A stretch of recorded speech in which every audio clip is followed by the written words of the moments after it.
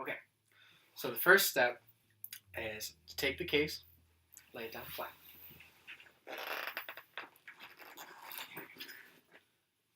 Okay, now this one is a zippered case.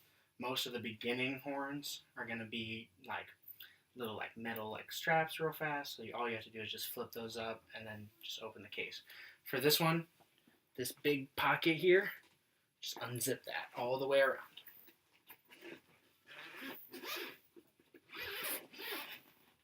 Okay, go ahead and open up the case. Okay, now what do you think is the first thing, looking at all the different pieces of the saxophone, what is the first thing that you should grab? Yes, the neck strap. Go ahead and put that around your neck. Is this correct? Yes, and then you'll be able to adjust it once we get the saxophone on. For now, it's not a big deal. So after the neck strap, what do you think is the next step between the reeds, mouthpiece, neck, and then the body? The body. That's a good guess, because I can see how you would be inclined to want to pick up the body and hook it up to the neck strap right away. Okay. But before we do that, the best thing is to get the reed, mouthpiece, and neck assembled together. That way, then once we attach the neck onto the body, we don't do any damage to any of those more fragile, smaller pieces. Okay. So the first thing I would do is take your reed out, which I should have a reed in here for you.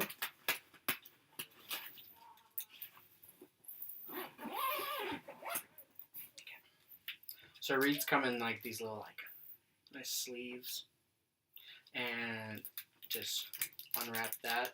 This is an Andoran reed. There's also like other brands. There's like Rico, D'Addario, pretty much anything you can think of. They probably have a reed. Comes in a nice little sleeve. Take that out, and then you're gonna want to put that in your mouth, wet both sides of it. And then I usually just like set mine there for a minute while I'm getting the rest of it assembled. So then the next thing is going to grab your mouthpiece out. So grab. And then there's also the ligature down in here. It's a little stuck. Okay. Now what I usually do is I then put the mouthpiece onto the neck without putting the reed on yet. That way, because you're going to have to twist the mouthpiece on a little bit to get it onto the cork, and this way it doesn't harm the reed in any way. So go ahead. How far on do you think you should put it? Right there? Yeah, that's actually a pretty good estimate right there. And then what I always do is look down the neck and see if your mouthpiece is in line with this octave key. You see right now how it's a little to the left there? You see what I'm saying? Like if you look straight down, you see where, Yeah. Yeah. Okay. Now, go ahead and you're going to put the reed on. So this back part is the table that has the little logo and like the serial number and everything.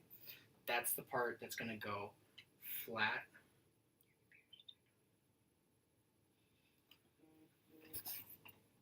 And then, so real fast, your reed placement right now is super duper high. Okay.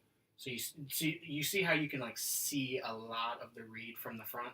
Yeah. The ideal spot that you want to have this is where you see just like the smallest line of black at the top here.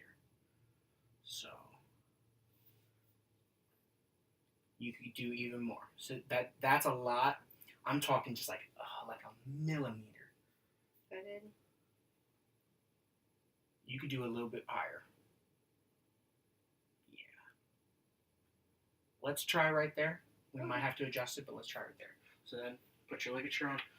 A ligature, the knobs will always face towards the right. and it's going to go so that it looks like that. So you can adjust it from the front there. There you go. And then just go ahead. I usually tighten them all the way and then do one turn back to loosen it. Because you don't want to tighten it too much because then that stops the reed from vibrating. Okay. Okay, so now we have this all together. We have the reed, we have our mouthpiece, ligature, we have our neck. Okay. Next step, pick up the body and attach it to the neck strap. So the best place to grab it is kind of right here in between the keys and the bell, and just very carefully take it out and then attach it to the neck strap.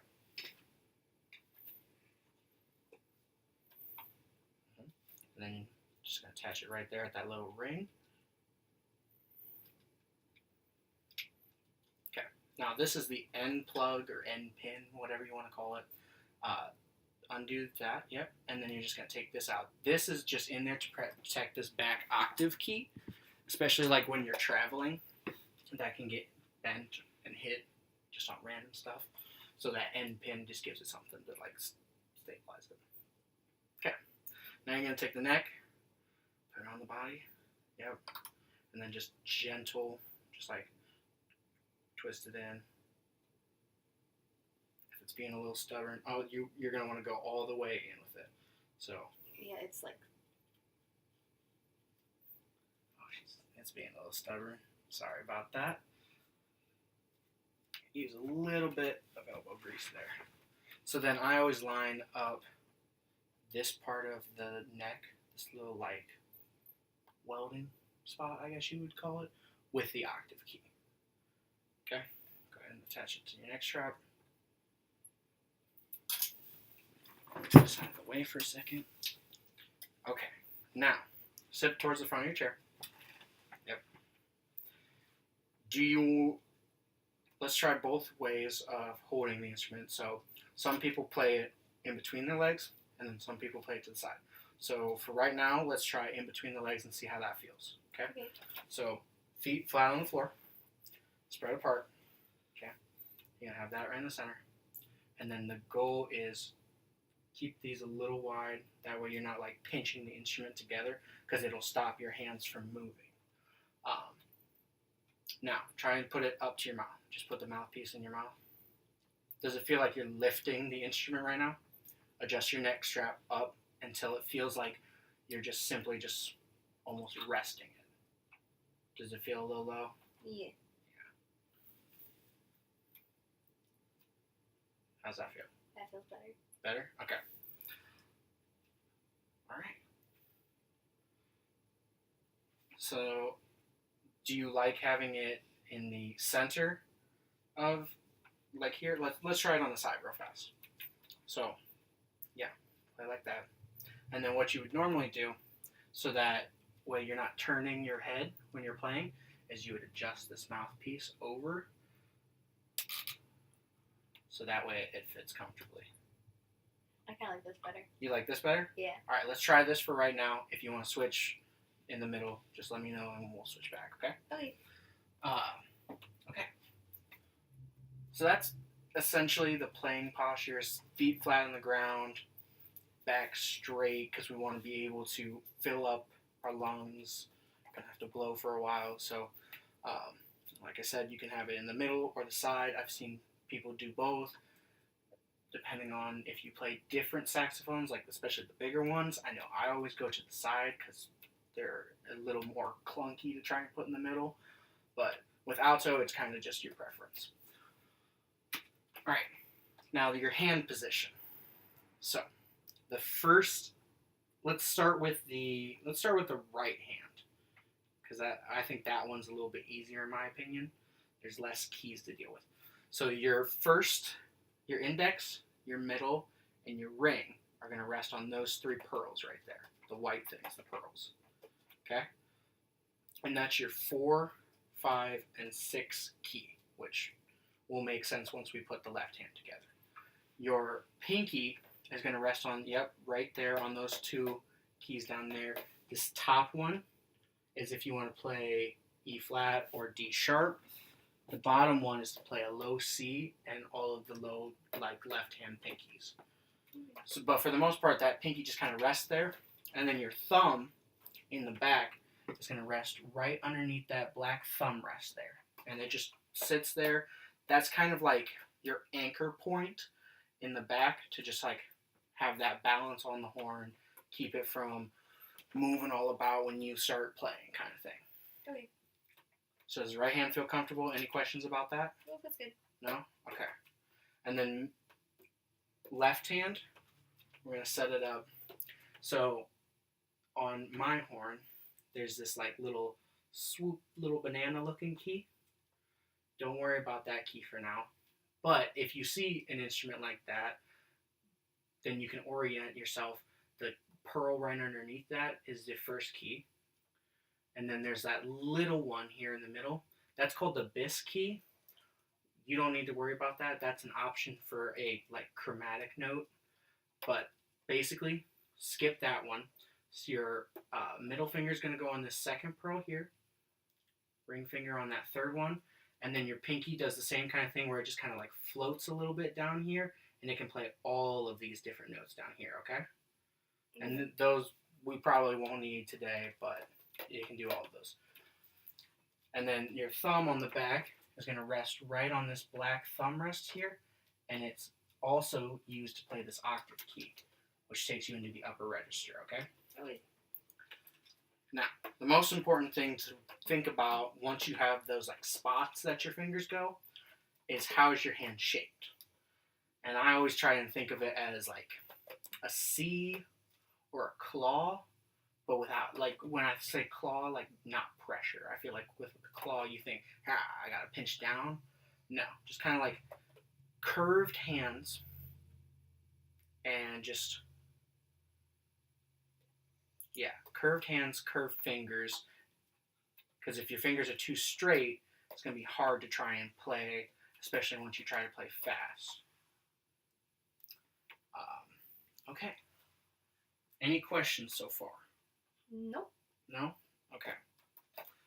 Let's try playing just something simple. So we have Home on the Range out of a piano book, unfortunately, because I don't have a good saxophone book on me. But let's just try to play the first couple of notes. So, real fast, what is the first note that you see? D. Now, it's the D below the staff. So for you, that means it's going to be, oh, you know what? I should probably tell you the fingers. So your first finger here is B.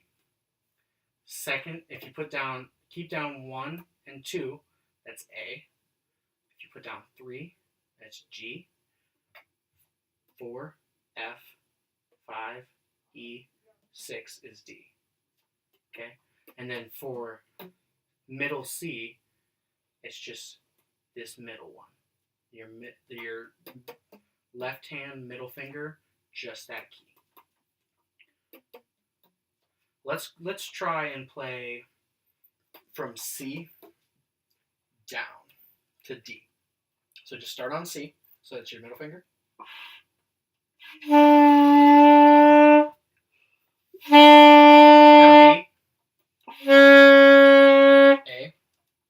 A. G. F. Is it just this or is it all of them? It's just that one. Okay. Oh, you got to keep down all of these ones beforehand. So you hear how it's giving you that octave displacement? Yeah. That's because your embouchure right now is too tight. With a saxophone embouchure, you have to think firm but loose. And I know those feel like opposites, but I'll explain. Set your top 2 teeth on top of the mouthpiece. Your bottom lip roll up onto your bottom teeth and put those underneath the reed. Okay? And then just, you don't have to like pinch your corners in, pinch the corners of your cheek in. Just kind of like let it rest there. Right now, it looks like you have a good embouchure. So let's try it now. Now that we've addressed the embouchure, let's try and play those same notes starting on C, and let's see if that changes anything. And I want you to use big breath, blow, and just keep blowing as you go down, okay? And keep that relaxed embouchure, open jaw, open throat, and just try it, okay? Go ahead.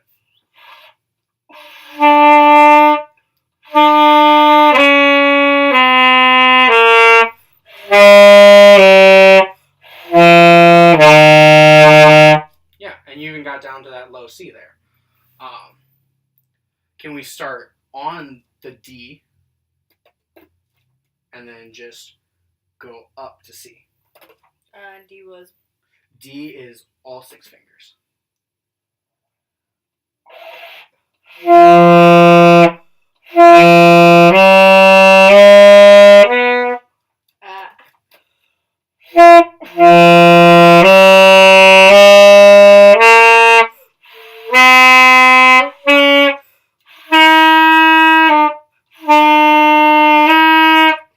Yeah, you ended up doing a C sharp, which is no fingers. But that's okay. The pitch and tone sounded good, so Sweet. one more note is not going to hurt us. Tighten that. That'll help keep your neck from moving all around. Let's try to articulate real fast. So what you want to do to articulate is take the tip of your tongue and hit the tip of the reed and just kind of just like a yeah. Can you play on a G? You remember what G is? There you go. Can you do G and can you just do quarter notes for right now, okay? And just let's see how many we can get, okay? Is that too high? Yeah, that's too high. Relax. Yeah, relax your embouchure. Let's try get the pitch by going down from C. Let's start on C. Okay, now remember what your embouchure was just like? Do the same thing, but articulate tip of the tongue, tip of the reed, lots of air. When you're articulating, don't think about it as stopping your air. Your air is this steady stream, and your tongue for articulating is just a little blip that just like it's just like I'm just gonna poke my toe in the water, and then it's back out. Okay, so try G and just try to play try 4 quarter notes.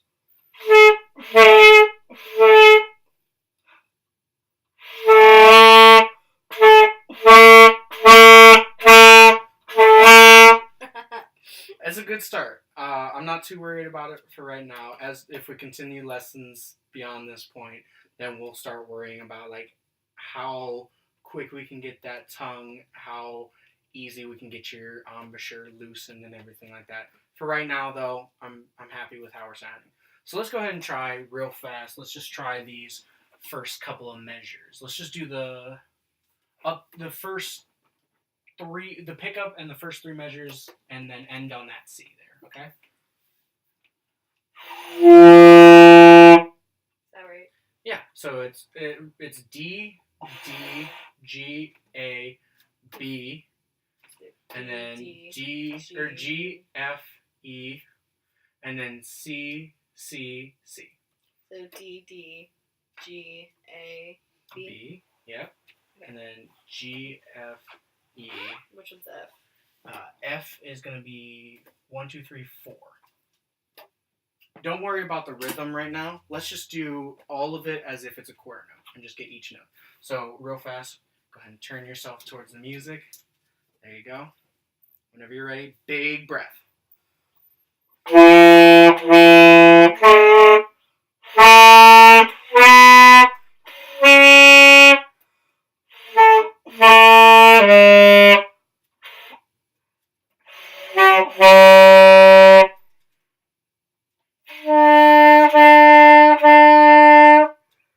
That's good. Let's try it one more time, but this time, don't worry about articulating. I want you to slur it. So you're going to articulate the first note, and then from there on, just steady air and just fingers. So just try that.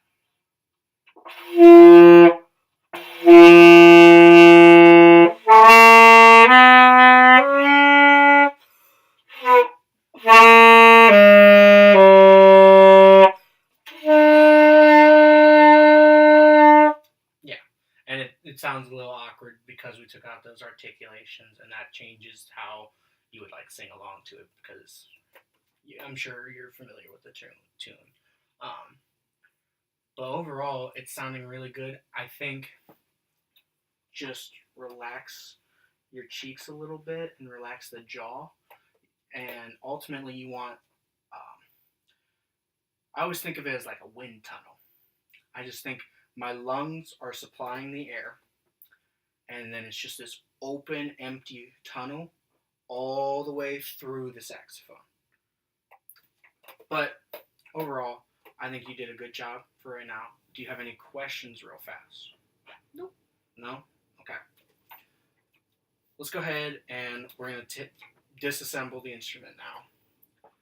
So, first thing, grab your case, open it up, and then I always take off the reed first. So, I would put one hand, so put like your thumb there to keep the reed in place.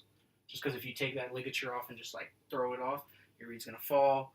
It could fall to the ground and chip and crack. And then it won't play. Okay? And then just go ahead and set your reed in your mouth, just as what I do. Okay? Take the mouthpiece off the neck.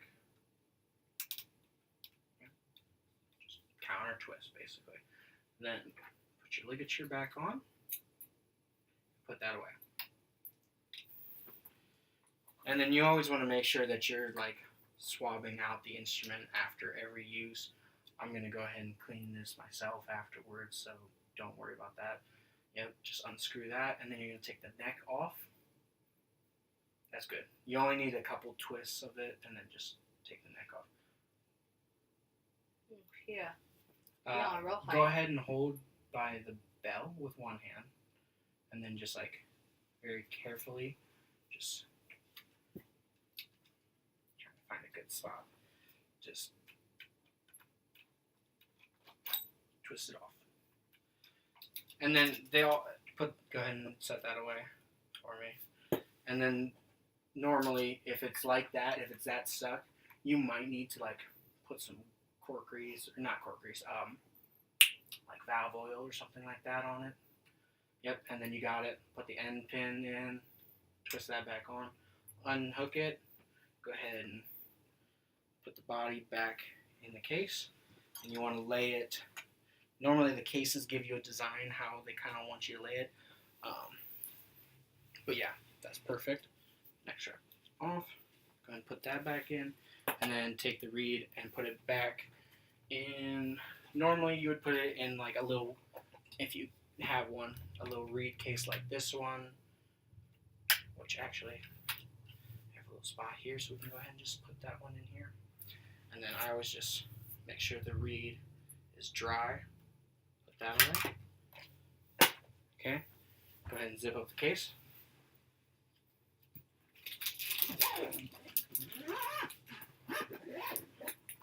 Okay, and then you're all done. Sweet. Any questions on anything we went over? Anything that was just like, whoa, I didn't understand. Can you tell me that again? Nope. No? Okay. Thank you very much. Thank you.